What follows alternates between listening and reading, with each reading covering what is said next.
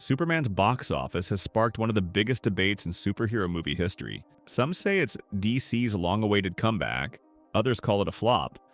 But the truth isn't simple. And once you see all the numbers, the context, and the hidden deals behind this movie, you'll realize the real story is far more surprising. The first thing people ask is simple. Did Gunn's Superman actually make money? At first glance, the answer looks obvious. A $125 million domestic opening weekend, the biggest ever for the character, followed by a worldwide total of about $610 million. On paper, that's huge. But box office headlines don't tell the full story. Hollywood studios use two major formulas to measure profitability. The first multiplies the production budget by 2.5. This covers marketing, distribution, and the cut theaters keep. Superman's budget was $220 million, which means it needed about $550 million to break even. By that rule, it already cleared the line. The second formula adds the production and marketing budgets together, then multiplies that total by 1.5. Reports said Warner spent around $125 million on marketing, bringing the full cost to $350 million. Multiply that by 1.5, and the break-even point drops to $525 million. With Superman sitting at $588 million, that's at least $60 million in profit. But here's the problem. Nobody outside the studio actually knows what Warner really spent.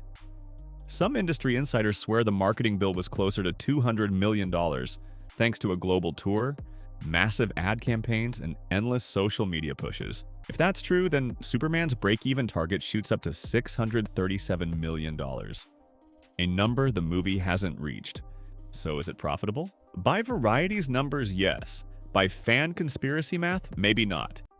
And that's exactly why this debate exploded online. But focusing only on box office misses the bigger picture, because Superman doesn't just make money from tickets. This is where things get interesting. A superhero movie is never just a movie, it's a brand. Superman brought in revenue from multiple streams that never show up on a box office mojo chart. Take merchandise. Superman's logo is one of the most recognizable symbols in the world, and Warner sold the rights to toy companies, Funko, clothing brands, and more. These deals are massive. For context, Man of Steel raked in $170 million in brand partnerships before it even premiered. Even if Gunn's Superman made half of that, it's still a nine-figure boost on top of ticket sales. Then there are corporate collaborations. Toyota ran commercials tying their cars to the Superman film. Spotify did a promotional push around the soundtrack. Companies paid Warner to use the Superman name, which offsets costs in ways that most flop arguments ignore. And we can't forget the long tail. Digital sales, Blu-rays, and streaming rights generate cash long after theaters close. When Superman hits HBO Max, subscriptions will spike. The Snyder Cut proved this in 2021 when HBO Max had its biggest growth month thanks to one superhero release. If even a fraction of Superman's audience signs up, Warner gets a tidal wave of recurring revenue. So yeah, you can argue about theatrical profit margins, but the reality is, Superman was designed to make money across a dozen different revenue streams. So why are people still calling it a disappointment? Here's the core of the argument. Superman earned $610 million, which is about $60 million less than Zack Snyder's Man of Steel in 2013. At face value, that makes it the second highest grossing solo Superman film. But when you factor in inflation, the story changes. Adjusted for today's dollars, Gunn's Superman drops to 5th place among Superman movies, behind Superman Returns and even Superman 2. And beyond inflation, ticket sales reveal more. Man of Steel simply sold more seats. Audiences physically showed up in bigger numbers. Hollywood pays attention to this. Sequels are supposed to grow, not shrink. When a franchise pulls in less with each film, it signals fading interest. That's why people said Quantumania tanked the Ant-Man series. It sold fewer tickets than its predecessor. But there's a catch. Comparing Gunn's Superman to Man of Steel ignores the context of when each movie came out. Snyder's film released in the middle of the superhero golden era. The year was 2013.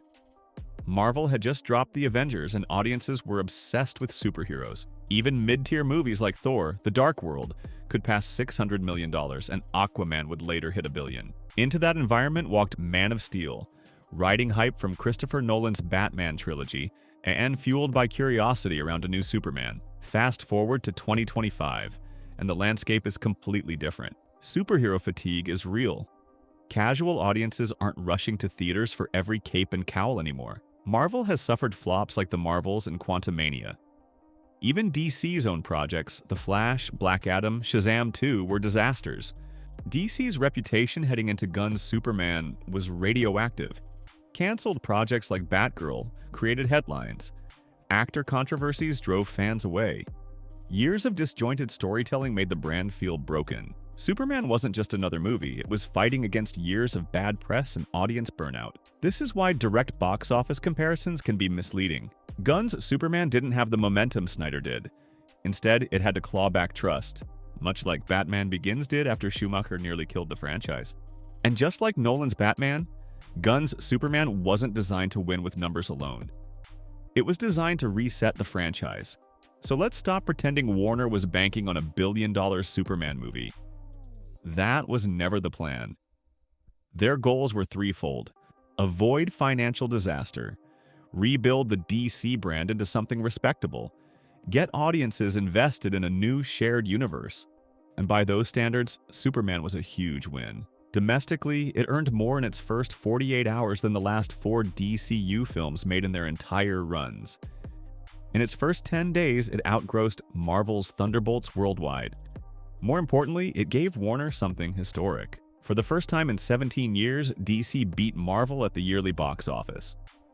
The last time that happened was The Dark Knight in 2008. That single headline, DC beats Marvel, is worth more to Warner than another $100 million in ticket sales.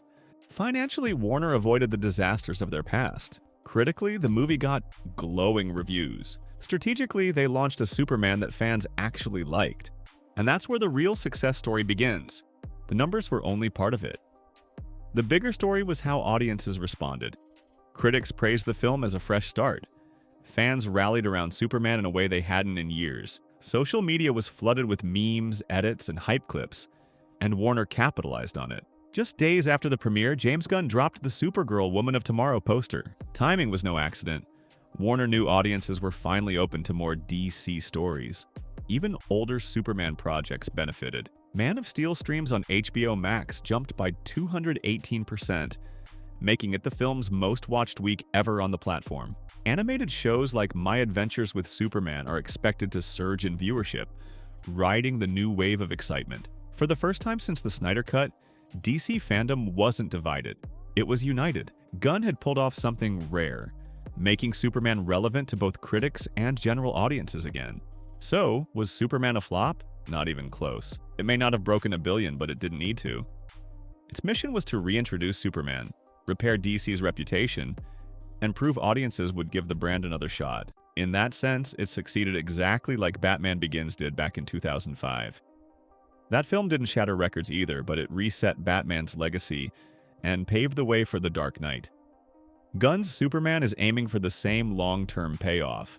Superman is profitable, the fandom is excited, and Warner now has momentum for the first time in over a decade. The real question isn't whether Superman was a success, it's what comes next. If this is only the beginning, then DC might finally be ready to challenge Marvel in a way we haven't seen in 20 years.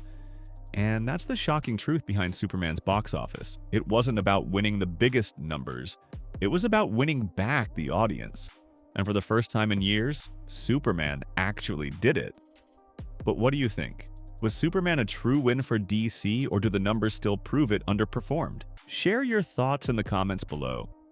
And don't forget to like this video and subscribe for more deep dives into DC, Marvel, and everything superhero.